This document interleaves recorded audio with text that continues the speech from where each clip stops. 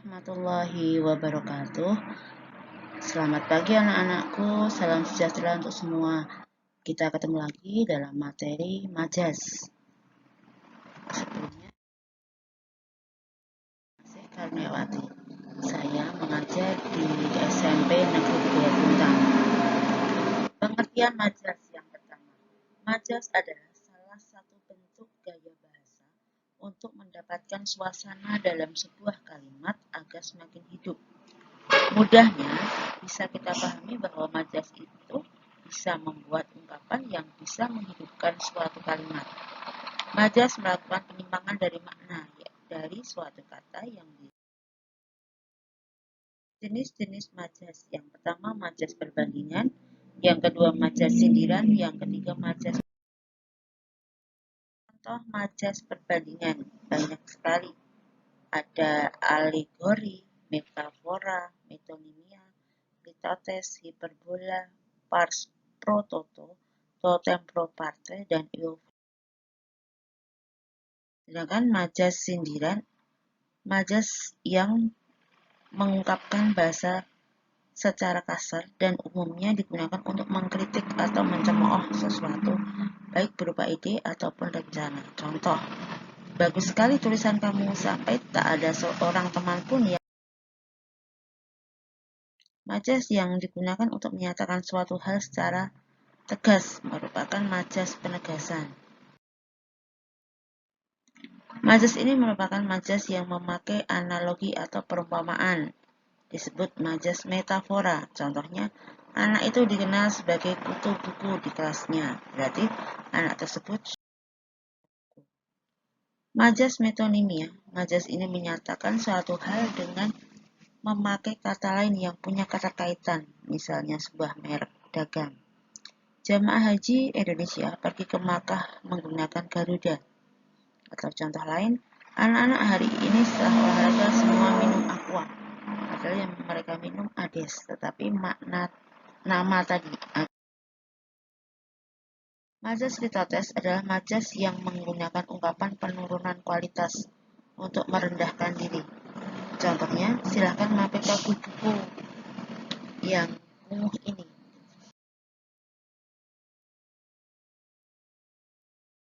Kita masuk ke majas alegori. Merupakan majas yang mengungkapkan kiasan atau penggambaran. Contoh, hidup ini seperti roda berputar, kadang di atas, kadang. Yang kelima, majas hiperbola merupakan majas yang merupakan ungkapan yang berlebihan atau tidak masuk akal. Contohnya, cintaku sedalam lautan biru. Atau mungkin contoh lain, teman itu menggegar membelah angkasa. 6. Majas paraspototo. Majas yang menggunakan sebagian unsur objek untuk menunjukkan sesuatu. Dari pagi tadi ia tidak nampak batang hidungnya. Ada yang dimaksud orangnya secara utuh. 7. Majas totem pro party merupakan majas yang menyebutkan keseluruhan objek, padahal yang dimaksud hanya sebagian. Indonesia mengalahkan Malaysia dalam pertandingan sepak bola tadi malam, padahal yang mengalahkan hanya tim sepak. Yang kedelapan adalah majas eufemisme, merupakan majas yang menggunakan ungkapan lebih halus terhadap ungkapan yang dirasa kasar atau merugikan. Contoh, saat ini sedang dibahas penyesuaian tarif tol. 9. Majas ironi merupakan majas yang berupa sindiran. Bersih sekali kamarmu, sampai di sana sini banyak sarang laba-laba. Nah, jadi sebaliknya.